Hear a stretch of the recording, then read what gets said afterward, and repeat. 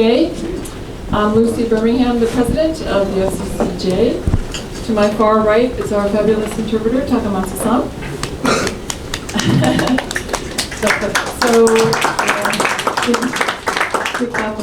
Tomorrow, March 11th, is the 4-year anniversary of the 2011 Tohoku disaster and Fukushima nuclear accident. Yes, the years have flown by, it's amazing, but major issues still remain, especially with nuclear power plants. Recently, the earthquakes along the Tohoku Pacific coast are again reminding us of the dangers in the region and throughout Japan. Today, we are very honored to have two distinguished writers, Kenzaburo Oe and Satoshi Kamata, who have been at the forefront of the anti-nuclear movement. They are among the 9 founding members of the Sayonara Nuclear campaign in Japan. The group has collected millions of signatures for petitions opposing nuclear power and held anti-nuclear rallies and marches across Japan. Oe-sensei, as you probably know well, is one of Japan's leading intellectuals and a powerful voice worldwide for the anti-nuclear weapons and energy movements. He won the Nobel Prize for Literature in 1994. Kamata-sensei is a widely recognized author and journalist and a vocal critic of the nuclear industry for decades. So please give a warm welcome to Kenzaburo Oe and Satoshi Kamata.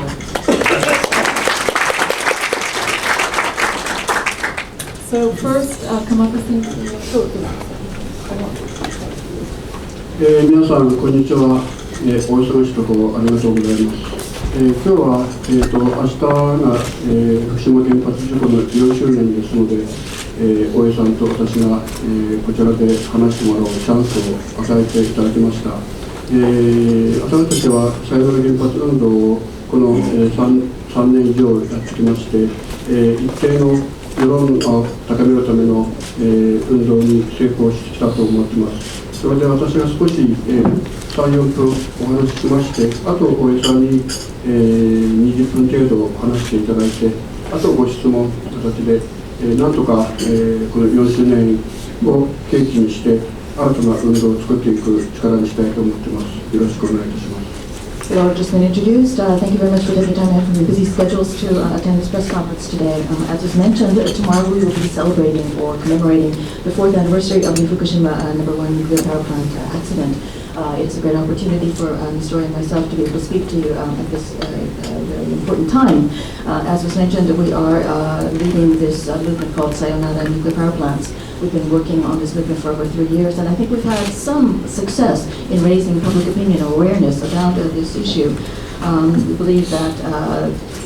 I believe that I will speak for about 3 or 4 minutes, and then let Mr. Oe speak for about 20 minutes, and then we'll take your questions. We hope that this 4th anniversary, or I guess anniversary is the correct word, of this nuclear power accident will perhaps be an impetus to even further gain awareness about this important issue. Thank you. 明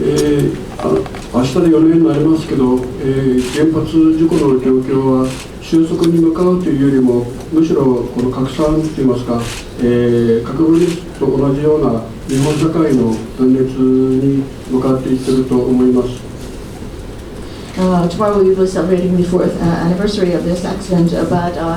when we look at this nuclear power plant accident, we do not think it has been brought to a conclusion, or it's not going toward a conclusion. The Japanese term that is often used is shusoku, but rather it seems that the accident has become even bigger in terms of its effects, and its effects have become quite disparate and separate. It's a little bit reflective of what's happening in Japanese society. We're seeing a kind of breakup into different elements within Japanese society as well. 4年経っても、どこに住んだらいいのか、どういう仕事をしたらいいのか、まだわからない人たちが11万人以上も、います。こういう人たちを、見つける人たちで、また新たな原発を、動かそうとしている。これは本当の、人類の英知に対する挑戦だと思います。これ間違いを改めない。しかし犠牲者をそのまま振り捨てて新たな、利権に向かっていく。ただ利益だけでしか原発を稼働させないという、全く人間のモラルに対する反することを、今、日本政府と電力会社がやろうとしていると思っています。When we consider what has happened over the past 4 years, there are still over 110,000 people who still do not know where they should finally live, what kind of work they should finally take on. In other words, these people have more or less been abandoned, thrown away by the government. And in spite of the fact that these people have not been taken care of, the government is making efforts to restart some nuclear power plants at present. I think these actions now are a direct challenge toward the wisdom of humanity, and that is a literal translation. I think it is very telling to see that we are seeing people not correct their mistakes, but rather again abandon the victims and only pursue vested interests. In other words, pursuing certain profits. I think these actions go against the morals of humanity. But this is what different electricity generating companies and the government is trying to do. 福島に、ご覧になって、見た方もいらっしゃると思いますけど、あそこの原発がある、大熊町、双葉町、第二原発の、長浜町、やそれから近くにある浪江町、全く、人が住めない。今あるのは、すすきの白い、色と清高泡立ち等の黄色い色と、それから、汚染物を入れた、黒い袋、黒と白と黄色で覆い尽くされています。Some of you have been up to the Fukushima nuclear power plant region, and so you understand what I'm talking about. The areas around both nuclear power plants, Fukushima number 1 and number 2, there are several different cities such as Namiyacho, etc. There are many different cities, but they are all small villages where no one can at present live. The only colors there, it's a very gray world, only black and white. White is basically ashes and dust, and the black are the bags that have contaminated soils and other materials in them. So it's a black and white, very gray world we see. そして、子どもたちの甲状腺がんが、100人以上、現れています。それから、この原発によって亡くなった人たち、例えば仮設住宅で、住んでいて、自分の家が目の前にあるけど、放射線に運ばれて家に戻れない人たち、そういう人たちが、続々と亡くなっていまして、原発死者、原発関連死が1200人以上にもなっている、そういう惨憺たる状態になっています。We've heard that over 100 children have been diagnosed with thyroid cancer, beginnings of thyroid cancer, as a result of this nuclear power plant accident. In fact, it is also said that over 1,200 people have passed away because of nuclear power plant related deaths. What that means is that there are people, for example, who live in temporary housing who can see their homes right in front of them, but they are not allowed to live there because of high radiation levels. And these people have passed away in places that are not really their homes. But again, over 200 people have died in this way. これが4年経った、現実でして、これを全く解決しないうちに新たな5年目、つまり再稼働に進もうとしています。これは今ふるさとを失い、それから居住する場所を失った、これは全く精神的なダメージが大きいわけでして、人権に関わる問題です。人間がどういうふうに生きていくのか、どこに住むのか、そして住む環境がどうかという、本当に人間古来の人権に対する挑戦として新たな再稼働を進めようとしています。So this is reality 4 years after this accident. In other words, fundamental problems have not been solved, and yet the government is moving forward to try to restart several other reactors. They have put aside the problems of the people who have lost their homes, their old environments, their old communities. They do not realize what kind of psychological damage has been wrought upon these victims. I think it is a human rights issue. It goes to the heart of an age-old question: where do people live? How do they live? What kind of environment can they choose to live their lives? 20万人にも及ぶ、福島の人たちの、夢と、居住権と人権を奪って、なおかつそれに対する保障もできていない。そしてこれからも仙台原発とかあちこちの原発、危険な原発を再稼働させようという、これは、政治的な犯罪といっても間違いないと思います。Over 200,000 people in Fukushima Prefecture have lost their dreams. They have lost their rights to live in the place that they really wish. They've lost really their human rights. Instead of trying to take care of these people, however, these people have not even been adequately fully compensated for the damage and suffering that they have endured. In spite of this, however, the government is moving forward to restart several dangerous nuclear reactors, including the Sendai nuclear reactors. I believe that we can refer to these actions as being political actions based on political judgments. この5年目に入るにあたって、ドイツからメルケル首相が来られたのは、極めて象徴的なことだと思います。つまり、これから再稼働をしようという国と、きっぱりそれをやめて新たな道に進もうという、その2人の首相がここで相まみえて、これからの日本の進路を考えていく。つまり、自己決定したドイツと自己決定しない日本、その対比が明らかになって、必ずやこれからの原発反対運動に大きな力になっていくと思います。私たちは3月28日、新宿で大江さんなどの講演会を開きまして、5月3日に横浜の臨港公園、宮津未来の臨港公園で3万人規模の大集会を開きます。これは原発反対運動と戦争反対すべての運動を一緒にした大運動を行いながら新たな日本に向かってやっていこうと思っています。以上です。So we are entering into the 5th year post Fukushima, and I think it's very, very symbolic and very meaningful that Chancellor Merkel of Germany visited Japan right at this time. In other words, there's a stark contrast between the two ministers, when the prime ministers, when they meet. On the one hand, you have the prime minister of a nation who has decided to restart nuclear reactors, whereas on the other hand, you have another prime minister from a country who has decided to completely break off with the past and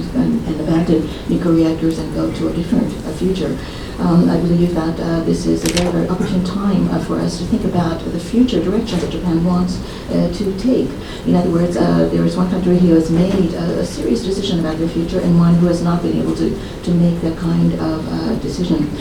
We believe that, again, this visit by the German Chancellor is a very opportune time for us to start thinking even more deeply about this issue, and we believe that it will help arouse more interest in our activities, which is the anti-nuclear power plant movement. On March 28th, we will be having different rallies, and we will also be having a speech by Mr. Oe. On May 3rd, which is Constitution Day, we will be planning a 30,000 people rally in Yokohama, in Minatomirai, out in the park. And we will be combining two movements. One is the anti-war movement, and one is the anti-nuclear power plant movement. We believe it will be a very, very large movement, which hopefully will begin to create a new Japan. Thank you for your attention. Thank you. Thank you so much. どうぞお願いします。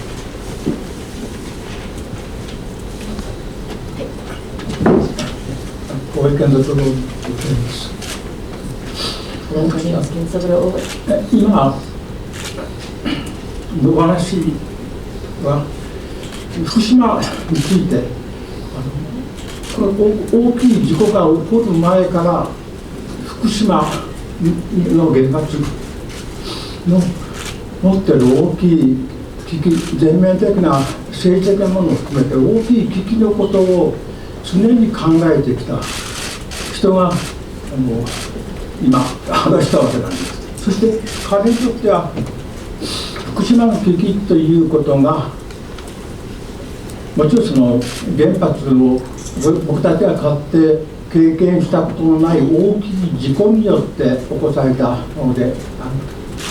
そしてその被害というものは非常に大きい規模でですね、現在福島の人々を覆っている。でそういうことを非常に詳細に考えていくというのが川端さんの調査とそれから発言、いろんなところでの福島の被爆者にかつて調査されたように福島の原発被災の大きい数のその十数万、20万に近いような人々がどのように生きていくか、どのように考えているかについての非常に詳細な聞き取り調査というものを彼は行ってきた。そしてそれは福島の人たちとこれからの進みゆきとどう考えていくかということですが、それまた我々がどう考えていくか、そして世界に向かってどういう我々の態度を示しうるか、責任を果たしうるかということを考えることでありますけれども、私はまず彼が福島、それから日本の東北ということを非常に明確に捉えている。そういうことが皆さんによくお分かりになってくださったのではないだろうかと思っています。この原発事故の直後に福島から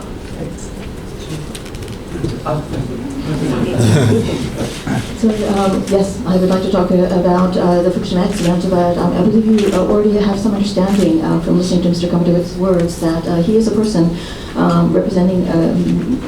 other people as well who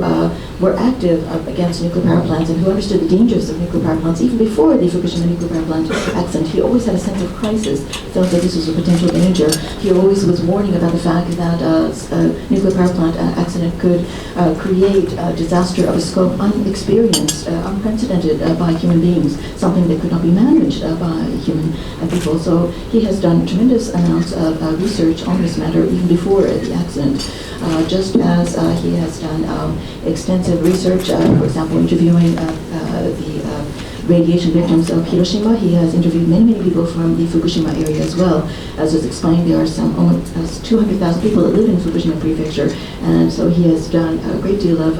interviews to try to understand what it is that they're thinking and how they are managing their daily lives. Based on what the people of Fukushima think, I believe that we, the people surrounding Fukushima, the other Japanese people, must think about what we wish to think and what kind of message and stance we want to show to the world and to our own government. But I believe that listening to Mr. Kamada, you have the general sense that he understands not only Fukushima, but he understands the entire northeastern area of Japan, the main island of Japan, which is called the Tohoku region. Sorry, I was going on. Forgot the interpreter. 私は昨日日本でインタビューをされました、また講演もなさったドイツのメルケル首相の発表に非常に強い印象を受けたものです。日本人がですね、大きい福島事故の後、本当に考えなければならないことを回避するという方向に私は進んできたと思う。その4年間だったと思う。その4年間の我々の回避が行われた、その出発点に私どもの首相の安倍という人の考え方があります。それ端的に申しますとですね、原発事故が福島で起こった直後ですね、彼がヨーロッパで世界に向けて発言した発言というのは何かと言いますとね、福島の故障した事故を起こした原発はすでにコントロールされた。我々は福島の大きい事故の現実、そしてこれからどうなるか、その人間的なあるいは自然全体に対する全ての問題を解決しなきゃいけないが、すでに原発そのものの直接な状況は、その危険は回避されたと世界中に言ったんです。言いました。それ皆さんもお聞きになったでしょう。それを誰も信じる人は少なくとも世界にはなかった。ところが日本人の中でそれをいくらか信じようと考えた人々がいる。それからこの4年間の間に日本人は原発事故というものはそれこそすでにコントロールされたと考えている人が多くなっているんじゃないかと。そしてですね、同時にこれからの日本の原発についての進み方についてメルケル首相はおっしゃった。ドイツは原発によるエネルギーでやっていこうとする方針を完全に放棄したと。そして自分たちはそれを実現する。そしてですね、彼が言われたその昨日の話の中にも言ってきました。これは自分たちの政治的決断だったと言われています。私はその政治的決断という言葉がドイツの政治家と日本の政治家の違いを明確に表していると思います。すなわちメルケル氏はこの問題は非常に総合的な多様な性を持った問題で、そして重要な問題で、ドイツ人全体がその世界の人類に対しても決断しなきゃいけない。しかしその出発点で自分たちがこの強い決断を行った。それは政治家として行ったんだと。そしてそれを今実現していくことでドイツ人の意思が固まっている。ドイツ人の現在観、将来観というものが固まっているということを言っていられる。Yesterday, I know that Chancellor Merkel of Germany came and gave interviews and gave lectures, and I've heard about them and read articles about them, and her words have left a tremendously deep impression upon me. When we consider that immediately after the Fukushima accident, that was a time when Japanese people really should have considered the future of nuclear energy and what they wanted to do in the future. But they did not take this opportunity. The Japanese people, I believe, looking back, have spent the last 4 years basically trying to evade or avoid this issue. And I think the starting point for the Japanese people, the majority of Japanese people, or many Japanese people trying to avoid this issue, began with a politician, Prime Minister Abe. To be very, very direct, I think many of you will remember that very soon after the Fukushima accident, he gave a speech abroad, and he gave a speech to the West saying that the nuclear power plant, the reactor which had had an accident, is now under control, and that the nuclear power plant accident presents no immediate danger to people. He said that we were able to avoid this kind of danger, that it was under control. I think there was no one in the world that actually believed anything that he said. However, but among many Japanese people, there were people who wanted and tried to believe his words, and I think this was the beginning of this avoidance of this issue that we've seen over the last 4 years. In fact, I think many Japanese people are beginning to really believe that the Fukushima accident is basically, the situation is fundamentally under control, and it is on the basis of this that there seems to be support for this idea of restarting other nuclear power plants. This is in stark contrast to what Chancellor Merkel said. She said that Germany has put out a very strong and clear policy of abandoning nuclear power as a major energy source. They have completely 100% decided to abandon it, and they are going to realize it. And she said that it was a political decision, her political decision, and this idea of a political decision made by people is what differentiates, I believe, the Japanese people and the German people. But the reason also that I believe the German people were able to make such a political decision was that they were able to view this as a world issue, a comprehensive issue, and that the German people had a responsibility to the rest of humanity, and that's why they were made bold enough to make this decision. But again, the beginning point for their being able to make this decision was that she was at the helm. She, as a politician, made this brave decision. And in other words, she and the German people were able to show that they understand the present situation of the world and the future situation of the world. 私の小説をご覧になってくださっていらっしゃる方はありがたいことに翻訳も出ておりますが、私にとって森ということが、あるいは樹木ということがどのように重要であるかということを知っていただいていると思います。そして私、それはそうで、現在は福島の問題で、もちろん人間の問題、世界の問題ですが、福島の森林、原発、電力発電所終焉の、そして事故によって放射能の影響を受けた、そしてそのまま放っていくことはできないという森を、まず福島の復興を願う人たちはまずその木を全て伐採するということをされました。そしてその木は大体8万本の樹木というものが福島の原子力発電所の事故の影響を受けたとして、それを伐採してですね、その伐採したものを集め、もちろん樹木の葉っぱも含めて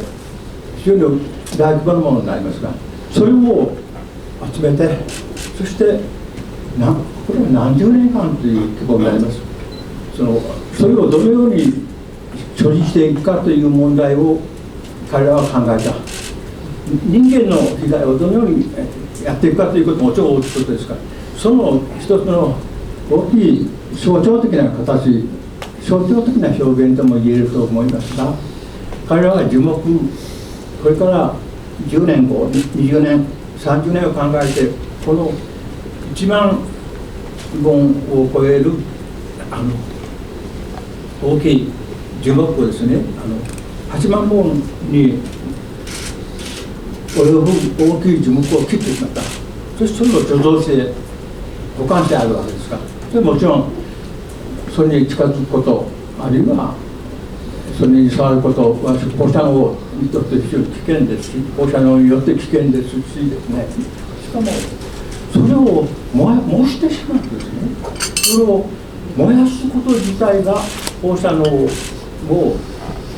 環境に大きく広がらせるということになりますが、重量というものは非常に少なくなる。ですからまず燃やそうと、そして燃やした後の灰を完全に放射能の害を与えないように保存しようと、隔離しようということが行われていますけれども、しかしともかく今私たちは8万本の放射能によって汚染された樹木をこれからどうするかという非常に短期的な問題を抱えていて、それがですね、私は人間について言えば、子どもたちの将来とか考えてみれば、私はこの樹木というものが一つの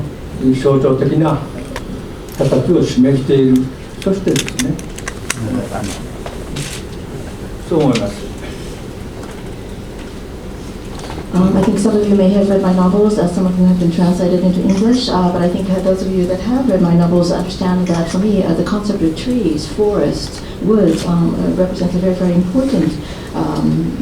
thing. I've tried to convey how important I believe these trees and forests are in the world.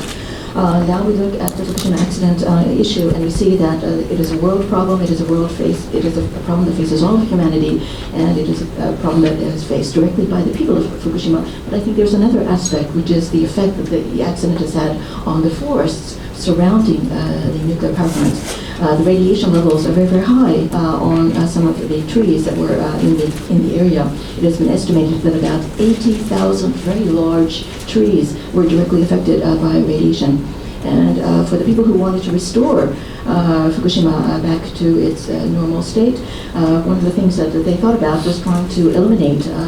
basically cut down on these trees.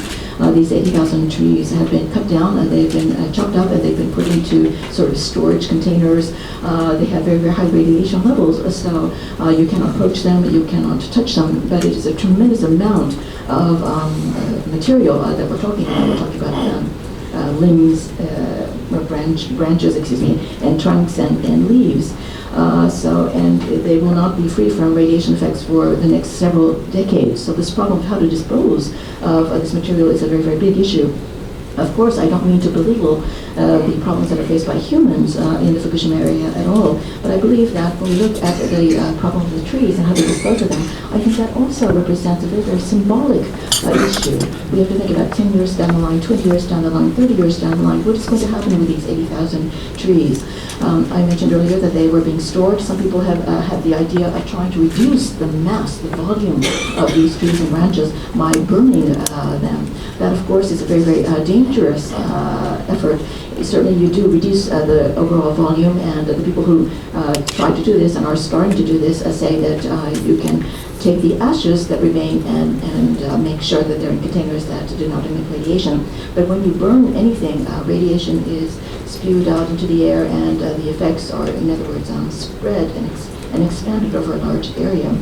But what I'm saying is that this idea of these 80,000 trees is a problem that we're facing right now. It is, again, very, very symbolic. It makes you think about the future of humanity. In other words, it's very easy to dispose of 80,000 trees by cutting them down and doing something with them. But it also means that you're taking these 80,000 trees from the future of humanity, from our children.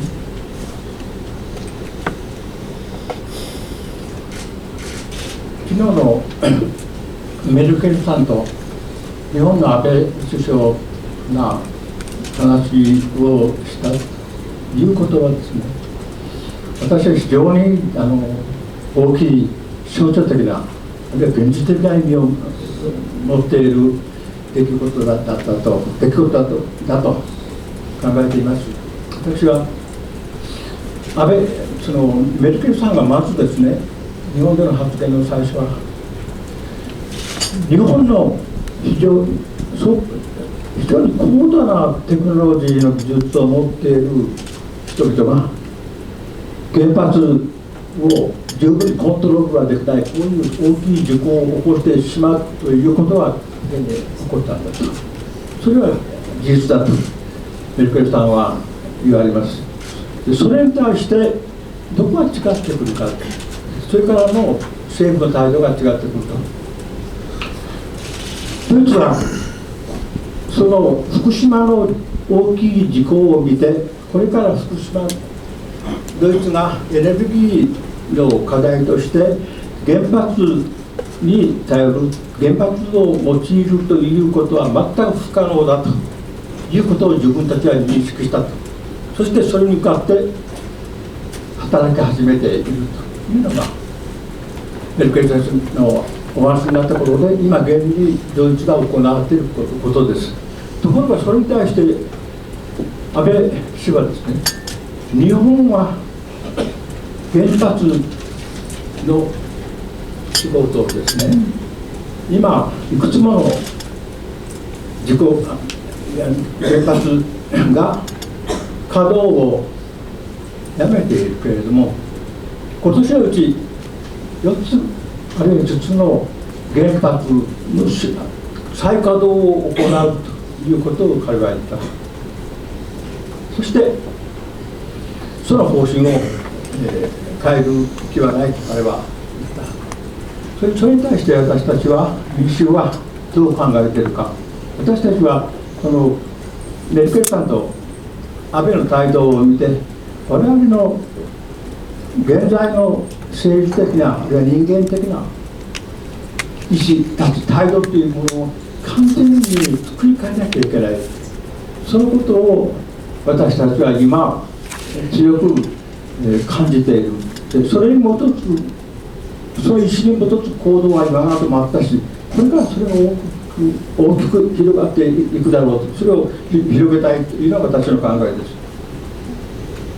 So again, as I mentioned, I was very, very deeply impressed by the words of Ms. Merkel when she came to Japan. I think the first thing that she said when she came to Japan was that Japan is a nation that has tremendous technologies, very advanced technologies, and yet it could not control the nuclear power plant accident. A huge accident did occur in spite of these wonderful advanced technologies that this country possesses. So what kind of changes does that propose, or what kind of changes should government therefore consider as a result of seeing such an accident occur? That was what the Germans thought about. And they decided that the answer was that they had to get away from a dependence on nuclear energy. They realized that they could no longer hold on to nuclear energy, that it was not something that they could completely control. So they moved into a new direction. That is the reality of Germany today. So I believe that her words were in direct contrast to Prime Minister Abe's way of thinking. because Prime Minister Abe, in response to her words, said that,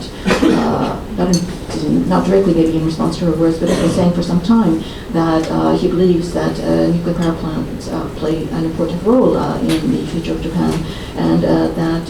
many nuclear power plants are offline at present, but within this year, 4 to 5 reactors will probably be restarted. And he has no intention of changing his mind about this matter at present. Listening to the words of these two prime ministers, I think we, the people, must therefore make some decisions, must therefore think about different things. This is something that goes to the heart of what it means to be human. I think it means that we must rethink what it means to be human. It is based on such thinking that I would like to expand upon the activities that we have been engaging in for the past 4 years. 昨日のメルケル、安倍の会談、それから両者の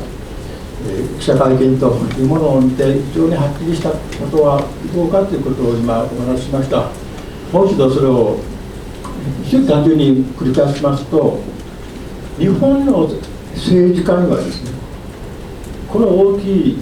原発事故という、全く大きい福島の悲劇がありながら、それを全く別の方向に作り変えていくという政治的な意思はないと。でそれなしで今の状態を続けていくということが、さっき原発福島の大事故に対する反省、あるいはそれからの再出発という意思が全くない政治家が政治を決断していて、それが日本にあり、でそのことについてそれを批判する声が、例えばメルケル氏から明瞭に示されたことですね。それに全く耳を貸さないという点が今日本の政府にある。そしてその日本政府の態度はですね、ヨーロッパに対してそうである。特にアジアに対して最もそれが明らかになっているということは、また皆さんがよくご存知のことであります。これは私は戦後の最大の危機ということを我が国が迎えているということだと考えています。Yesterday, I've been talking about the fact that the Prime Minister and Chancellor Merkel spoke and had a joint press conference. I've been talking in some detail, but I would just like to summarize what I am thinking. My impression of the events of yesterday is that in Japan we have politicians that, in spite of the fact that we have experienced this huge and terrible nuclear accident, in spite of the fact that the tragedy of Fukushima continues even today, there are no Japanese politicians who have the political will to change their way of thinking, to change the direction of the country, to change the way things are and create a better or different future. In other words, there are no Japanese politicians who truly feel remorse or wish to try to learn from the lessons of Fukushima and therefore want to start on a new path. And not only that, but the voices of the people who criticize these Japanese politicians for not having the kind of political will and decision-making courage that, for example, as exemplified by the German people, the people who criticize these Japanese politicians are not truly listened to by the majority of the Japanese public and by the majority of the Japanese government. The Japanese government also does not lend sympathetic ear or humble ear to what Western governments say, and they also, as you very well know, do not lend a sympathetic ear to what Asian nations say. And I think this is the greatest crisis that we see in the post-war Japan that we see today. 今は日本の状況はそのように福島以後全く光に向かって希望に向かって進むという状態はなしに現状がそのまま続けられて、しかもこれから原発の再稼働ということも行われる。もし次の事故が起こればこの国の現在と未来というものはなくなってしまうということの認識が非常に広くありながら、しかもそれを作り変えようとはしない、その方針を改めようとしない、福島からの声にも、国内の福島からの声にも、全部ドイツからの新しい時代、新しい世界の核政策ということについての決断、そこからの呼びかけにもですね、全く答えないでいるという日本の政府がいる。それはですね、今皆さんが今この非常に重要な時代に、尖閣諸島の問題にしましても、竹島、中国、韓国の方の言い方では独島の問題にしましてもそうですが、アジアとですね、アジア諸国との関係も非常に悪い状態にあることを明らかに今していながらですね、政府はそれを作り変えようという意思があるとは思えない。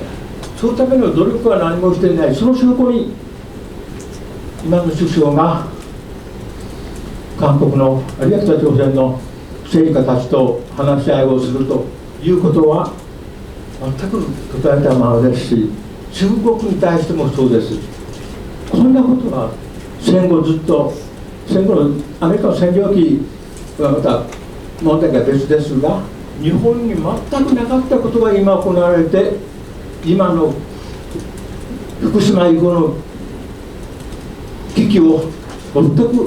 全面的なものにしてしまっている、それが今我々の現状だということが僕が申し上げたかったことなんです。In other words, what I'm trying to say about Japan is that the situation in Japan after Fukushima is that this country is not moving into a positive direction meaning a future that is full of light and full of hope.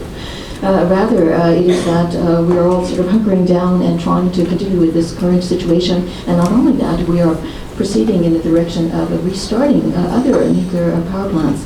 As a result, we have this fundamental deep understanding deep in our consciousness that if there is another huge accident, that Japan's current situation, current reality and future reality can truly be endangered, in spite of the fact that people understand that there is this tremendous danger lurking in the future. There is no leader that has the intention or political will or the courage to try to create a different future. In spite of the fact that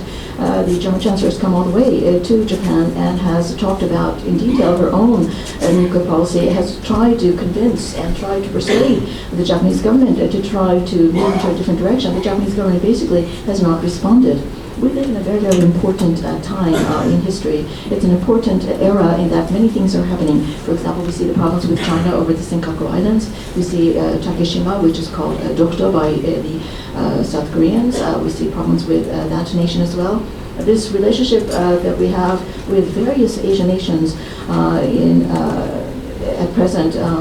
as you all know, relationships with different nations in Asia are at their worst in the post-war era. In spite of the fact that this is so, we see no indications that the Japanese government wants to recreate the current situation and make it into a better one. There seems to be no effort and no intention on the part of the Japanese government to change things. For example, we've seen that the Prime Minister has not met at all with the leader of South Korea or North Korea, has not met with, really sat down with and talked with the leader of China. This kind of situation we have not seen in the post-war decades of Japan, except, of course, during the period when it was occupied by the occupation forces. In other words, this is the time when we must really look at what happened at Fukushima and try to learn the lessons from it. 今現在の私たちが陥っている窮境といいますか、非常に難しい事態ということについて私の考え方を申し上げました。考え方というのを私たちがどのような現実を言っているかということを申し上げました。そしてこれから鎌田さんと私に対するご質問をいただいて、それを展開していく。そこで私は今日本人が聞こうとしないでいる、政治家たちが聞こうとしないでいる海外の本当の声を、しかも日本についてよく知ってられるジャーナリストたちの声を聞かせていただく。それに対して私たちの答えることを答えるというセッションが重重要だと思いますので、そちらに移りたいと思いますが、一つだけ文学小説やってきた人間としての、自分がどのような状態で今小説家としての終わりを、あるいは人間としての終わりを迎えようとしており、その社会的な背景はこういうものだということをお話しする。それを次の段階でごく短くお話しして、鎌田さんと私との家の皆さんの質問と回答に移ったらいいと思います。So, as you can see, I've been trying to explain the thinking that I have about the current situation in Japan, and I think Japan faces a very, very difficult situation at present. And the reason I think that is because I see a very, very difficult reality that we are in. And of course, in regard to the details of what we are thinking, I would like to respond to your questions with Mr. Kamata in the question and answer session that follows. In other words, I would hope that we receive very, very interesting questions from you, members of the foreign press and also members of the Japanese press, because I believe that many of you have this awareness, have questions and even answers to the kinds of things that politicians and the majority of the Japanese public, unfortunately, will not truly lend an ear to. I think it is important that your voices and your questions and our responses be heard. But before that, before we move to the question and answer session, I would like to just take one brief moment to talk to you a little bit about my own personal journey. As you know, I have worked many, many years in the literary world. I have been a novelist. I'm reaching the latter part of my life, and I'm coming to the point where I'm thinking about how do I want to spend the last part of my life as a human being and as a novelist, and what is the social background, what is happening in society that is compelling me to think about these issues. 私は小説家として22、3歳から小説を書き始めました。で、私は今80歳でありまして、非常に長い時間小説家として生きてきたと思います。それでも5年前に私は小説家としての生活を、あるいは文学に関係のある生き方というものを終わりにしようと考えていました。そしてその私が文学的な人間であることをやめる、小説を書く人間であることをやめるということをはっきり、方向をつけてくれた。それ以外の道が、生き方が君にあり得るかもしれないということをしばしば会ってお話をする。私の非常に晩年に近づいているエッセイ作品を読んで、私に非常に内容のある勧告をしてくれた、助言をしてくれた人がいました。で、その人は皆様もよくご存知のエドワード・サイードというアメリカ、パレスチナで生まれてアメリカ国籍でした。その、私が最も重要な20世紀の終わり、21世紀の初めの文化理論家というふうに考えているエドワード・サイードでありました。As you know, I have been a novelist for many, many years. I began writing fiction at about 22 or 23 years of age. I'm now 80, over 80. In other words, I've spent a very, very long time writing novels, being in the literary world. About 5 years ago, however, I made a decision that I wanted to step away from writing novels, from being a person in the literary world. I wanted to find a new way to live. I wanted to start a new way of living. And the reason that I was able to sort of decide to make such a huge decision was that a person or many people started showing me other possibilities, ways that I might live. In particular, there was one person who gave me hints through many of the essays and that he wrote. This is a person who gave me a new direction for my inner life. This was a man named Edward Said, who was born abroad but became a U.S. citizen, and he, I think, was one of the greatest writers of the late 20th and early 21st centuries. But he also had ideas of how to live one's later years. 私はそこで自分の仕事というのが文学の仕事というものがどういうことだったかということを70歳になれば全て検討しようと考えて、それから検討の作業を始めていました。ところがその、段階でエドワード・サイードが突然白血病でありましたが、その白血病の、闘病を行ったことでついに倒れてしまうということが起こったわけです。I was looking back over my own work when I was in my 70s, and I was trying to sort of assess my life as a novelist, as a literary person. And in order to be able to truly assess my literary life, I was spending my 70s basically rereading my own works, reading the works of many, many other people. And as I was going through this period of basically reevaluating my literary life, after that present point, Mr. Saeed suddenly developed leukemia, and he fought against it for many years, but eventually he collapsed. サイドは亡くなる前にこの表で人間があるいは文化が一つの非常に決定的な最終段階、終わりの段階に立ち至っている、自分たちが考える、自分が考える、そういう時に我々の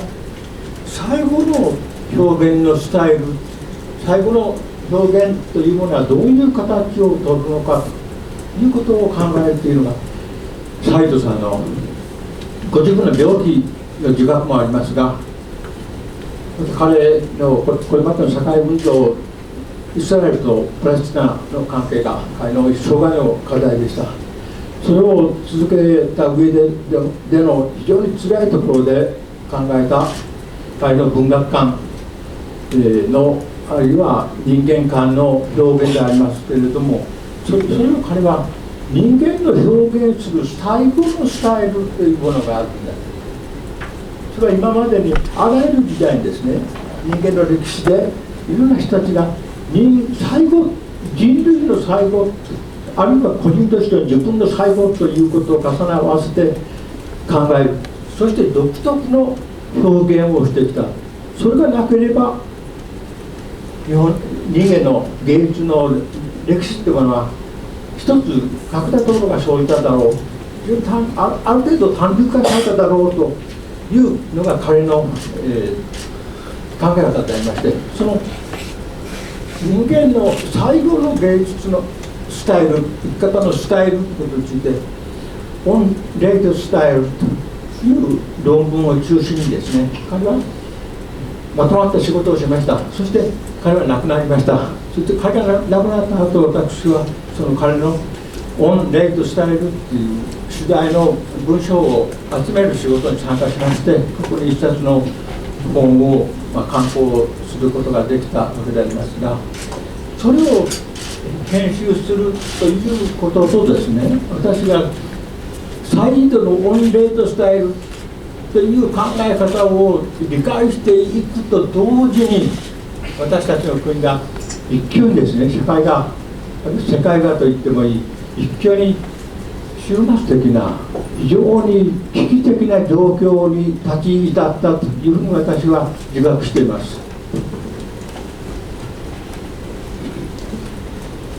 Mr. Saeed, before he passed away, he thought very deeply about this issue, about as a person of culture, as a human being. There is a time when every human being basically faces his end, or a culture, or a race of people, or humanity itself basically faces its end. And when faced with that possibility of one's end, one wants to think as a cultural person, a person from the cultural world, how to express one's thoughts in those last few years or those last few moments. Of course, he thought about this issue in part because he was suffering from an illness, and he knew that he did not have so long to live. He had, of course, been very, very aware of political issues, many world events. The conflict between Israel and Palestine was a lifelong issue for him. He suffered many deep emotions as a result of these things, but as a literary being, as a human being, he wanted to really think about how to express one's last thoughts in a way that was different, in a style that was different from anything else that had been produced by people at a younger age. In other words, this was not an idea that was just something unique to him, but he thought this was something that had been thought about human beings all throughout history. That as people face their own impending death, as they think about their own impending death and think about the eventual death of all of humanity, they develop a particular way of expressing things. They develop a particular ideas that might not have occurred to them at a younger age. So along these lines, we put together these essays. He put together these essays called "On Late Style." And as I was involved in part in the editing process, I also saw that many things around me were happening that made me think about the possible end of the world. 今、私がやっております仕事は、特にこの3年間やってきました。そして、私は80歳に達したわけですが、もうサイードとは同い年でした。同い年に生まれた人間で。サイードさんが亡くなった年齢からも生き延びておりますが、その現在私がやっていることは、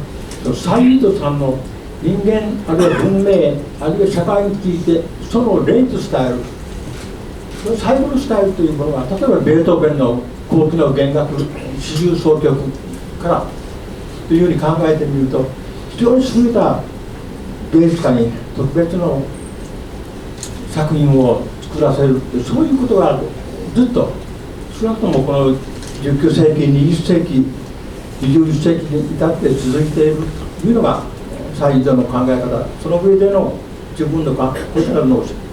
自分の最後、それから自分の、死の後についての見通しというようなことを考えるのがこのオンレイトスタイルでした。そこで彼が言っている言葉がですね、私も同じことをやっています。そこで今一番中心的に読んだり人に話を聞いたりしていることは、その福島湯を人間はどのように考えるのか、どのように表現することがあるかということで、このサイードはよくご存知だと思いますが、アドルノという思想家の、非常にいい後継者であると思いますが、彼自身も自分がアドルノの継ぐ唯一の人間だということをいくつか書きましたが、そのアドルノがですね、言った言葉で、アウシュビッツの後で人間が表現を行うということはですね、それぞれのスタイルを決めて人間の活動、表現活動を行うということは、それ自体が野蛮なことなんだということをアドルノは言いました。それに対するいろんな理解、解釈というものがありますが、私はそれを文字通りサイードはアウシュビッツの後、そして広島、長崎の後、そして彼がもし生きていたら福島の後とも付け加えているでしょうが、そこで人間が表現活動をする、文学活動といろんなものをするということ自体は野蛮なことじゃないですか。それを人間が新しい人間ということになるための手段として進められない。むしろそういう人間の表現活動がこういう時代においてそれ自体が野蛮なものとなっている。そこをどう乗り越えていくかということが我々の仕事だと、アドルノがアウシュビッツの後はの芸術というものが野蛮だと言った。その状況はもっと悪化している、もっと究極に近づいている。そしてそれを我々が生きている、個人的に言えばもう老年として死のうとしている我々ということもありますが、その時にどういう表現、人間はどういう足場に立ってどういう精神でもって表現活動を続けることができるのかということをサイードさんはこのオンレイトスタイルの中でいくつか自分の考え方を述べています。私はそれを掘り出してそれをみんなに伝えるということを狙っていますが、そしてその一つにですね、これは彼が対晩年のサイードと話すために感じていたことは、彼が楽観的だったということだと。この本を一番最後に、責任持って編集したジャーナリストがいますが、素晴らしい人ですが、その人がサイードはそう言っていた。彼は非常にパレスチナ問題にしても、今現代の社会についても、人間全体の将来についても悲観的なんだと、絶望的なんだと、絶望しかないと考えているんだと。そしてどのように人間はそういう段階でその絶望した人間の表現に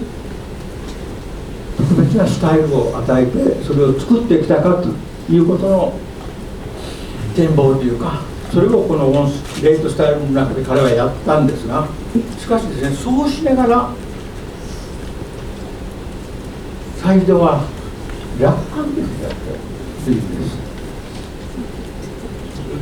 それをね、私は自分の心情ともしたいと思っている。今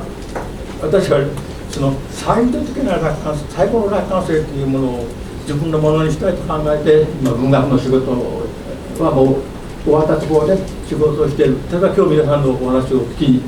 来るということもしている。その非常に絶望的な状況の中でのなぜ人間が楽観的でありうるのか、特に詩人が楽観的でありうるのかという課題をですね、自分の課題として考えているということを申しまして、私の話を終わります。So what I've been doing over the past 3 years, as I mentioned, I am now 80 years old. Actually, I was born in the same year that Mr. Saeed was born, so it's been several years since he's passed away, and yet I am still alive. So what I'm thinking about, again, is very much trying to understand what he was thinking about in the last years of his life. Again, this idea of this late style, how it is that a person who belongs to a civilization, a person who belongs to a particular society, a person who belongs to the art world, can develop a style which can be considered the style of his latter part of his life. And I think this is not something that was unique to him. As he mentioned in his essays, he believes that this has been an age-old issue. For example, if you look at Beethoven's last works, some of his last string quartets, which were written very late in his life, he has a particular style in the latter part of his life that was different from his compositions in the earlier part of his life. I think this kind of thinking about the future, about one's impending death, about what will be in the world after one's death, this has been a kind of a theme for artists and people in the cultural field from the late 19th, 20th, and 21st centuries.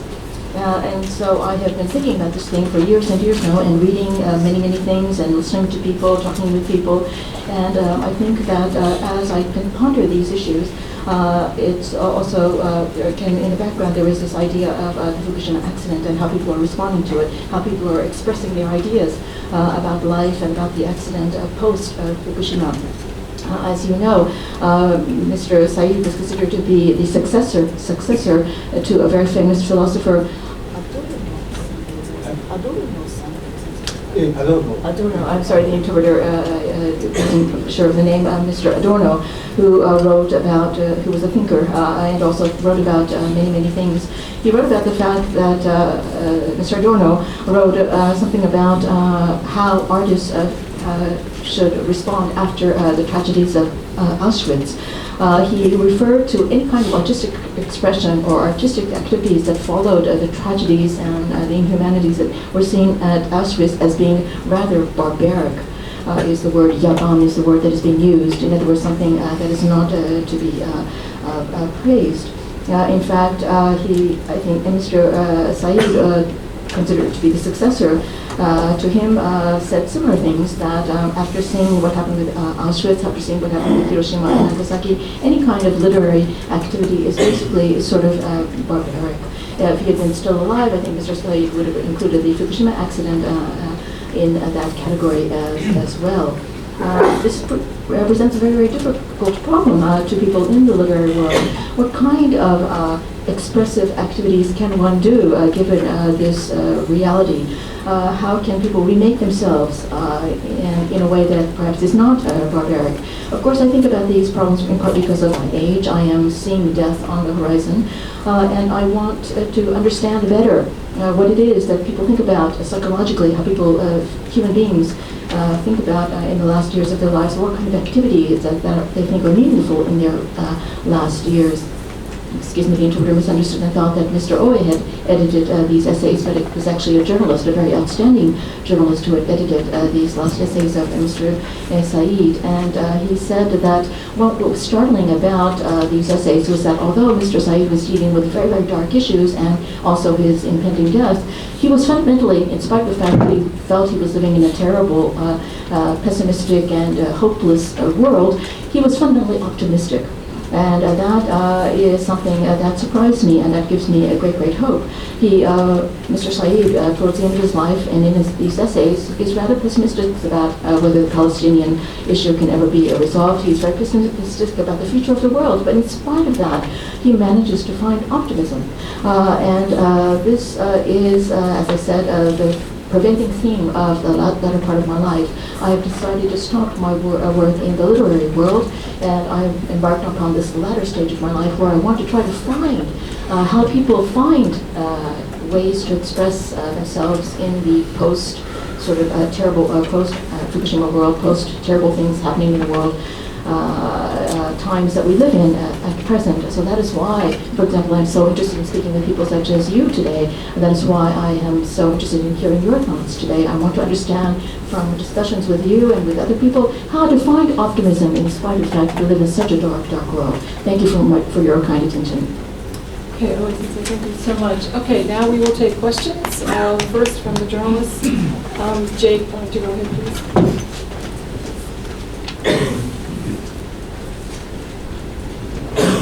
Thank you for coming today. I'm going to ask a question, Mr. Potter and Mr. Oe-san. As you probably know, last year, the Nuclear Regulatory Authority decided that Japan did not need to legally require background checks on workers in nuclear power plants, meaning that essentially anyone can work in a nuclear power plant, whether they're a criminal or drug addict or no checks. This, in light of Abe's speech on January 11th, which had the Islamic State declare Japan a target for terrorism, seems like a very dangerous policy. Even though I respect that the workers at the nuclear power plants are often at a disadvantage, it seems like a bad idea. What are your thoughts on it? And my second question follows up on that is, the Tokyo Prosecutor's Office has twice declined to prosecute anyone at TEPCO for this, what has been called a man-made disaster by a National Diet Commission. The timing of those announcements was when Japan received the 2020 Olympics after the Fukushima's under control speech, and the second time was after the general elections were called. Do you think there was any significance to the prosecutors leaking the decision not to prosecute during those times? Thank you. Jake, sorry, could you introduce yourself and your media affiliation? I'm sorry. Jake Adelstein with the Daily Beast and the Japan Times. はい、大江様に質問が2つございます。エーデルスタインと申します。鎌手さん、鎌手様と大江さん両に質問でございます。デイリービースト、そしてジャパンタイムズの記者でございます。2つの質問でございます。1つは原子力規制委員会でございますが、これから原発のその後処理の仕事におきまして、いろんな人材が必要なのでございますが、そういう人材のそのバックグラウンドチェック、つまりどういうようなその経歴を持っているのかということを調べるということを義務付けないというふうに決めたそうでございます。つまり極端に申し上げますと、犯罪者とかあるいはその麻薬中毒者でもその原発の仕事をできるというような状態になるわけなのでございますが、1月におきまして安倍首相が海外でスピーチをしまして、それによってイスラム国ISIL が日本をそのテロのその対象国にするというふうに発表した中で、このような状態をどう思いますでしょうか。つまり原子力委員会、規制委員会がその原発のスタッフのバックグラウンドチェックを必必要としないということをどう思いますでしょうか。で2つ目の質問なんでございますが、これは、東京、検察局でございますでしょうかが2回ほど、その東電の、経営陣におきまして、訴追しないというふうに決めているそうでございます。でこれは国会がまとめたその委員会の方でも、これは人災である、この事故は人災であるというふうにおいてにもかかわらず、東京、検察局は誰も訴追しない、東電の誰も訴追しないというふうに、発表している、2回発表しているんですけれど、その発表のタイミングについてお伺いしたいと思います。1回目は、ちょうど2020年のオリンピックを取ろうとしたときに、その安倍首相が完全にコントロールされている状態だって発表した直後でございます。そしてもう1回は、去年の暮れにありました選挙が発表した直後にそれを訴追しないというふうに発表したのでございますが、その2回目の2回とものその発表のタイミングにおいて何か政治的配慮があったと思いますでしょうか。もちろん彼らは非常に政治的な言葉を発している、日本の裁判官たちもあるいは官僚たちも政治家とともにですね、非常に不思議なほど政治的に、簡単に言えば安倍政権のやり方を支持するというか、支持するほかないというところに固まっていて、そして原発の再稼働に向かってあらゆることよりもそれを第一目的としている。すなわち今や我が国がですね、原発再稼働に向かっての動きにおいても非常に危険な状態を迎えている。これを日本人が、我々が例えばこういう集会で、あるいは文章によって、あるいは我々の運動によって作り変えなきゃいけない。今原発の大事故のという大きい悲劇の後でどのように人間的なものを回復していくかということを中心に考えて、それ以外のことは二次的なものとする。そしてこの原則に従ってはっきり我々が今取ろうとしている態度、すなわちともかくの原発は再稼働させるようにしようというそれだけの目的でもって全日本的な教育というか宣伝活動というものが行われているオリンピックの決定などを含めてですね、何か明るい要素というものがあるかのことにですね、我々が振る舞おうとしている、それは間違っている。その大きい一番大きい間違いの予見というか、あれは間違っていたということが分かるのは次の原発の大事故が起こる時でしょうが、その時は我々の未来はないんですから、我々の現実はないんですが、まずともかく今の政府の、福島原発に対する態度というものを根本的に改めさせなきゃいけない。そのためにですね、我々は唯一今あるとすれば、我々が選挙によって完全に安倍を打ち倒すということですが、その希望はこの2年ほどもうなくなってしまっているという冗談なんじゃないか。まさに我々が気持ちにある。しかしですね、そういう気持ちの強い認識でもって我々が新しい動きを始めなきゃいけない。それが一番大切な問題なんだと、それを私は考えたい。その皆様の我々にそれに対する知恵をいただきたい、励ましをいただきたいというふうに考えています。So, yes, of course, it's quite obvious that judges, bureaucrats are very closely linked with politicians. To put it very simply, they are directly supporting a particular administration. In fact, they have basically no option but to support a particular administration. They're all clustered around supporting a particular administration, and the direction that they are all facing now is the ultimate goal, the most important goal that they are facing or trying to realize now is to start some of these nuclear reactors.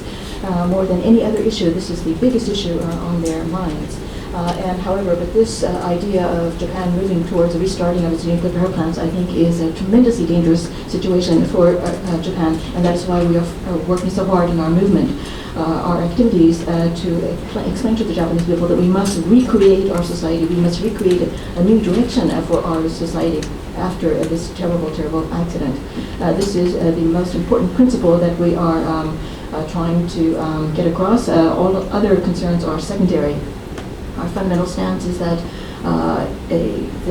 although the government tries to present a positive, rosy view of the world, that the world is, our future is full of hope. For example, we have the Olympics coming up. What is most important is that we are facing a very, very terrible situation if we restart the nuclear power plants. This reality will come to light only when the next terrible nuclear power plant accident occurs. But if that occurs, there is going to be no future for our nation. We have tried very, very hard to try to get our ideas across. We have tried very, very hard to try to counter Prime Minister Abe and try to bring him down through elections. However, over the past 2 years, we have begun to lose more and more hope that this kind of change can be effected through elections. We are, to be very frank, in a very, very difficult situation. We kind of have our backs to the wall. But at the same time, when you are in a desperate situation, that is when, once you accept that you are in a desperate situation, that you start thinking about how to create a new future. And it is by speaking with people such as yourselves that I think we can gain your wisdom and your thoughts and try to create a way to get out of this situation. 私の方から一言申し上げますけど、その労働者のチェックで原発の安全性が損なわれるんじゃないか、チェックがないからというご質問だったわけですけど、これは物理的に不可能な状態になっています。今、福島第一原発に廃炉と収束作業で入っているのは5000人から6000人という数でありまして、これからオリンピックの工事が始まるので、労働力がこういう危険で危ない、労働力が足りなくなっているから、かき集めるしかないという、そういう状態なので、安全の機能もあらないということですね。もう一つ、関連しますと、やはりこの日本は、遅れてきた資本主義ということがありまして、とにかく、追いつけ追い越せで頑張ってきたわけなので、基本的には、国の政治は、民衆にいくら少しぐらいの犠牲があっても国益というか国の富という国の名誉、国の権威が、先行しているということがずっと続いてきてます。これは戦争責任をきちんと取らなかったという問題でして、ですからやはりこれからの問題としてはそういう経済で、経済優先というのも、人間性のある、社会にどうしていくのかというパラダイムを変えていくというそれが問われているその2つです。そして物理的にチェックできないということですね。できないというですね。In regard to your first question, I'd like to add about trying background checks for nuclear power plant workers. I think fundamentally that it would be physically really not possible to do these kinds of background checks. The reason for this is that at the nuclear power plant number 1 of Fukushima, there are about 5,000 to 6,000 people working. But as we begin with more and more construction work for the Olympics, that kind of construction work is going to be more attractive, and there will be fewer and fewer people who are going to want to be involved in the nuclear power plant work, which is very dangerous and not very pleasant. Therefore, people are going to just have to scramble to find laborers to work in the nuclear power plants. Secondly, I believe that there's another issue which is closely related to this, which is that Japan's ideas about capitalism, I think, is very, very much slowly later developed, than in Western nations. What I mean by this is that capitalism didn't arise in a very natural way, but rather Japan came late to modernity, and as a result, its goals for many, many years has simply been to overtake and catch up with and eventually overtake the nations that were in advance of it or ahead of it. as a result, Japanese politicians have not really ever thought about trying to think about in a very calm way what are the interests of the people, but rather they've always been primarily concerned with the stature, the wealth, the status of the nation. That has been paramount. That has been one of the reasons, I think, this is one of the reasons that the Japanese government has not really ever taken serious responsibility for its actions during the war. So unless we have a huge paradigm shift and we do not put the economy first above all else, I don't think you'll see many major changes in Japan. Okay, thank you. Yeah, we've got a lot of questions about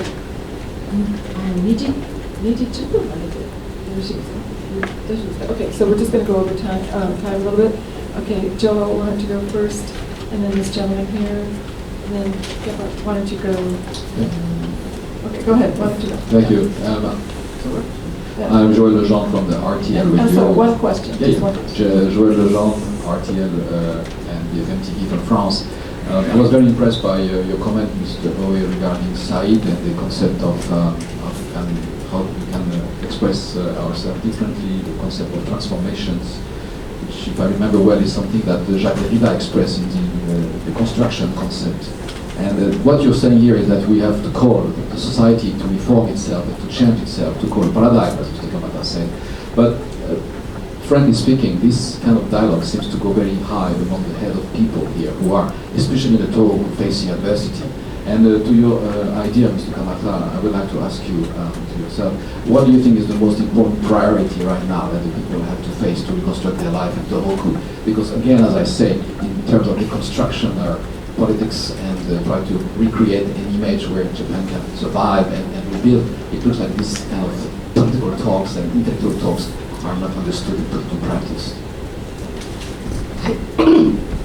フランスのアルテール、放送でございます。大江先生、今サイード、さんの話をして非常に感動いたしました。結局最終的に社会に訴えかけて社会を作り変えなきゃいけないというようなことを訴えていらっしゃると思うのでございますが、非常に素晴らしいお話なんでございますが、やはりその、地元福島で、一生懸命生きようとしているような福島の人たち、にとってはこれは非常にその、インテリのような話というんでしょうか、その彼たちの頭上の話になるのではないかという気がするんですが、いかがでございましょうか。そして鎌田様への質問でございますが、福島の人々が今その人生を取り戻そう、生活を取り戻そうと今努力しているわけなんでございますが、その復興を実現するために何が一番必要だと思いますでしょうか。つまり政治家の方は昔のようなその福島を作り変えるために必ず復興を実現するということで、いろんな建設とかいろいろやってるんでございますが、本当にそれが福島の人々にとって必要なんでしょうか。一番彼らにとって何が一番必要なんでございましょうか。福島の人たち。鎌田さんですか。Joe, you wanted to ask one?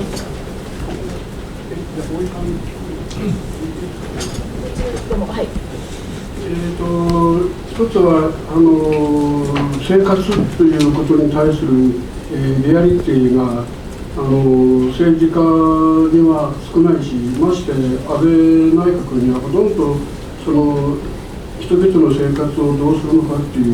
発想がないわけですね。国の名誉とかそういうことしかない。例えば強制移住をさせられているわけですけど、強制移住をさせられている人たちの精神的なダメージということについての思いが全くないわけで、それをどういうふうに返すのかということも、イメージがない。とにかく、少し保証金を与えていればいいということなんですけど、そういう政治家としての、人間性が問われていると思います。それでどういうふうな解決策がいいかといえば、やっぱり政治家たちが仮設住宅に行って、丹念に人々の話を聞いて、それを総合して政策に、結びつけていく。今は機械的にとにかく原発が、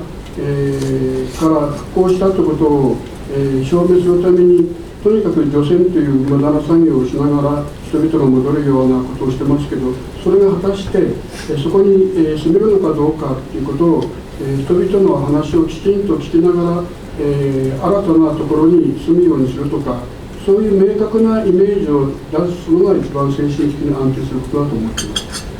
First of all, in regard to your second question, I think in regard to the daily lives of the people of Fukushima, the people who are suffering, I don't think the politicians really understand what these people are facing in their daily lives. I think that is particularly true of Japanese politicians in Prime Minister Abe's administration. They don't really understand what it is that these people are struggling with in their daily lives. Rather, they are thinking about more lofty ideas such as the dignity of the nation or the status or the honor of the nation. For example, just to take one simple example, there are some people that have been forced to leave their homes. They have been forcibly taken away from their homes. But the psychological suffering, the damage that they've received as a result, is not something that is truly fully thought about by the people in the administration. In other words, they have not really sat down with people and spent a long time listening to people who are in this temporary housing and understood what it is that they wish to achieve and based new policies on these conversations. That's not what they do at all. Rather, they are doing everything in a very mechanical way where they're basically trying to show that reconstruction is going well and that they are doing this work which is called decontamination, which is a completely useless endeavor. But what's truly needed is to deal with the psychological suffering of the people who have been forcibly removed from their homes. As I said, what the politicians need to do is sit down with them, ask people what they want, and then put forth a clear vision that will give these people hope. In other words, is it that they will be able to go back by a certain date, or is it that they will be moved to a certain different new place, location, and start their lives again? They need some clarity, and that's the way to deal with this psychological damage. もう一つだけ短く追加しますけど、私たちの運動はその原発反対とか再稼働反対という、反対の運動で精一杯でして、その被害者の生活をどういうふうに救済して、そこの地域をどういうふうに、人々の意思に沿った復興にしていくかというところまで手が回らない、これは政治家の仕事なんですけど、ですから、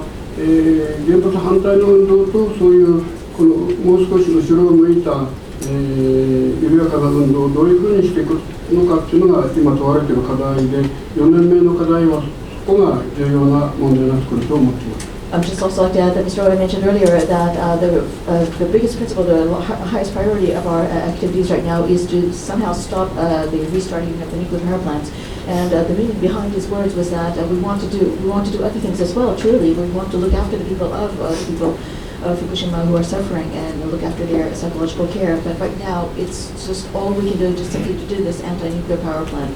movement. But the fundamental goal is to somehow alleviate their suffering. And actually, but this is not something that is our work. It should be the work of politicians. That is what they were assigned or elected to be able to do. However, once we accomplish this restarting of the nuclear power plants, we would really like to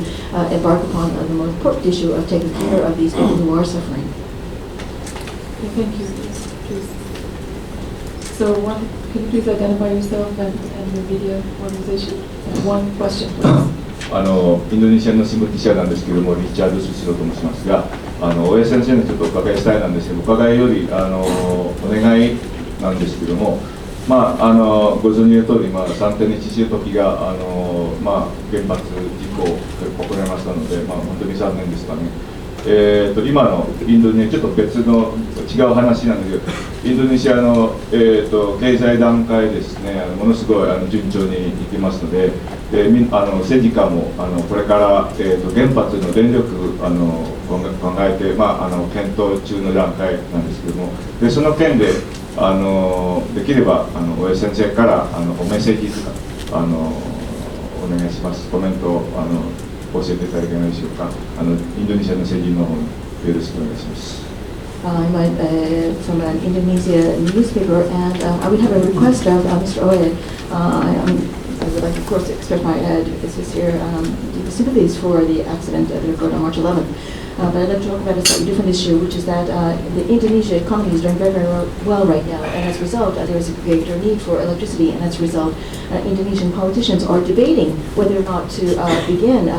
using nuclear energy. So may I ask Mr. Oe to send a message to these Indonesian politicians? 私が答えますことは非常に単純なことで、私は今現在日本の政府が日本人が日本社会が新しい原発の開発ということを世界に求めることはできない。いかなる国に対してもですね、我々は原発というものはもう人間の手段としては終わったんだということを言い続けたい。それでは日本は今までやってきたその経済的な繁栄とかそういうものがあるからそういうことを言っていくんじゃないか。我々が今大きい貧困を乗り越えるためにどうするかという問題についてあなたは何も考えないのかと言われると思います。しかし私は日本も非常に悪い状態にいる。そして世界の国々の中で確かに原発というものを必要としていられる人々がいる。そういう状態が私はあるに違いないと思う。しかしそこで踏みとどまって原発というものを全く我々の文化から押し下ろしています。押し戻してしまう。それがですね、私の、主張で、私の、日本人として最後に世界に何て言うことがあるとすればそのことなんだと、そのことを言うのが私の最後のスタイルということに しようと。それはもちろんあらゆる意味でいろんな批判があり得るわけで、例えばインドネシアの人たちの批判というものは確実に私にも通じます。しかしそこを原発というものがない世界というものを実現するほかない。それが次の世代、特に次の我々の次の世代に対する基本的な態度であって、一番根本的な態度であって、それを私は修正して次の原発に希望を託すということは私はしない。ただ私はできない。そこでその声を発し続けるというのが私の今やれるかもしれない最後の仕事として思っている唯一のことです。My answer is very simple. I believe that the Japanese government, the Japanese people, Japanese society have no right to help or encourage other nations of the world to develop nuclear power plants. I believe that the era when humans depended on nuclear power plants for energy, it must come to a stop. And this is the appeal that I would like to continue making for the remainder of my life. I know that I may be exposed to criticism as a result of making such comments. People from nations such as yours might say that you can say this because Japan has already achieved economic success and you have wealth and prosperity, but we are nations that still have a great poverty to overcome, and we need great amounts of electricity that can be supplied by nuclear energy. I understand that there is a true need for many nations to have abundant sources of electricity at a cheap price, and nuclear energy seems to be the very, very good option. I understand that there are people with such needs, but I also understand that this is a time when people must become courageous and stand up and stop in their tracks and say, we will push out nuclear energy from our culture, from our civilization. As a Japanese person, this is the last important message that I can send out to the world. It is my late style, my last style. As I said, I understand that there are people who will disagree with me and criticize me, but and think that nuclear power is the only option. But I would like to reply by saying we have no other option if we want to leave a better world for the next generation. That is a fundamental principle we must abide by. Okay, thank you. I think we've got just time for one more question. That's it. Yeah. So, if I finish. Freelance for Germany. Earlier it was mentioned that the prosecution's investigation in the management side of the Toden, of the Tokyo Energy Company, was stopped for certain considerations. In fact, it is not just the problem of the Tokyo Denryoku management side, but also the problem of the government who allowed to have this plant in Fukushima and elsewhere built, and to also authorize them to start it to operate. So these people in the government side are also responsible, and therefore also should be prosecuted, or it should at least be started prosecution, and whether it's Olympic coming or others, no matter. The damage has already been made, and it's such a terrible damage that anyone whose responsibility for a potentially criminal activity should be investigated, and that includes the committee that authorized the building of Fukushima plant, and then also authorized to start it to operate. Thank you. Wait, Edward, so what is your question? My question is, what should you not also campaign against the government part, that is the prosecution part of the public administration, to start proceedings against the government because of this possible criminal activity which they are responsible for? So you just by saying you appeal to the public in general, but I think prosecution has a separate office. If a crime or possible crime has been committed, it's their duty to get started in prosecuting that, and it's not just the Tokyo Denryoku, but it's also the government itself, because it's authorized. And I would like to hear your view on this. はい、ドイツのフリーのものでございます。先ほどの質問の方で、その東電の経営陣は訴追されてないという話があったわけでございます。しかしながらこれは東電のその経営陣だけではなく、やはりその福島原発をもともとその建設した人たち、それを稼働の許可を出した人たち、たくさん政府関係者が関わっているわけでございます。設計段階から、その建設段階から、稼働開始段階から。ですのでこういう人たちも追及すべきではないのでしょうか。やはりもしかしたら犯罪的な行為、ひどい事故が起こったわけでございますので、もしかしたら犯罪的な行為が起こったかもしれないということでございますので、こうやって政府関係者もオリンピックを控えているとか、そういうようなことは全然別なお話でございますので、今の運動はとりあえず反原発という運動なんでございますが、それと別にやはりそのようなその提訴というのか、訴追すべきであるというようなことを訴えるべきではないでしょうか。そういうことをお考えになっていませんでしょうか。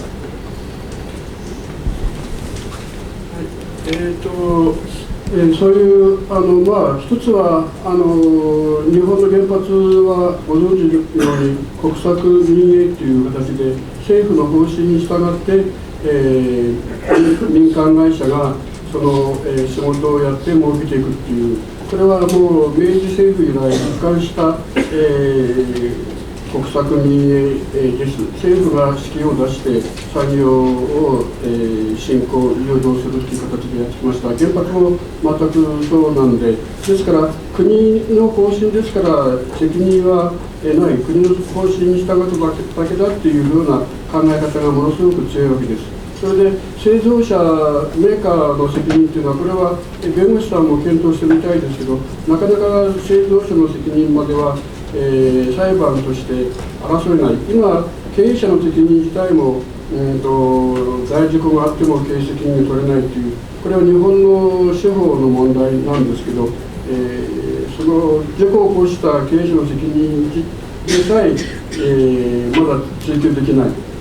ですから、それを作ったメーカーの、経営者の責任までの追及っていうのは、今の日本の司法の現状では残念ながらここまではいかないという、状態です。行きたいんだけど、状況を見るといけないという、そういうまだろっくしいところにあると思います。あとその政府の責任、政府の責任はなかなか追及することが今までないわけで、これは一重に先ほど申し上げましたけど、戦争責任の追及がうやむやになってしまったという国の違いだと思います。ドイツとかイタリアとかの日本の違い、最高責任者の責任を追及しきれなかった。それはいつでも責任は、どんどん下の方に行ってしまうという、それが国の現状で、あんまりこういうこと言うと恥ずかしくなるんで言いたくないですそんな状態です。In Japan, as you know, there has been since the end of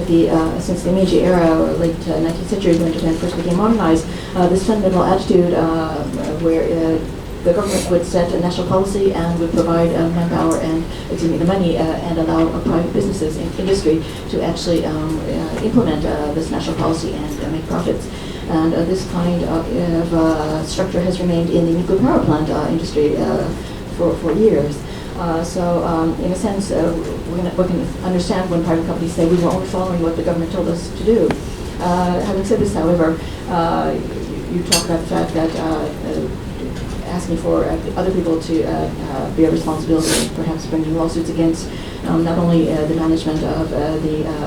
electricity companies, but also perhaps the people or companies that were responsible for manufacturing the equipment, etc. In regard to the manufacturers of the equipment and the construction work itself, the design, etc., I will of course have to speak again with my lawyers, but I think this is very, very difficult to realize. I mean, the fact is that in reality, even the operators of the nuclear power plant, the people who have day-to-day responsibility for overseeing the management, even they cannot be brought to court. That is the reality of Japan. It has to do with the fundamental problems inherent in the Japanese legal system. And in regard to the responsibility of the government, again, this is very, very difficult. We see that there's a structure within this nation where the people at the top are not forced really to take responsibilities. Responsibilities tend to be pushed down further and further down the hierarchy. It has to do with the entire structure of not only different organizations, but also the entire nations. As a result, if I go further on this topic, I'm going to just embarrass the rest of my countrymen, so I will stop around here. It is very problematic. I think, in other words, it would be very, very difficult, if not impossible, to bring people of the government to take responsibility. All right, thank you so much. Thank you so much both for coming. We have one final. We would like to give you a 1-year honorary membership, so please come as often as you can.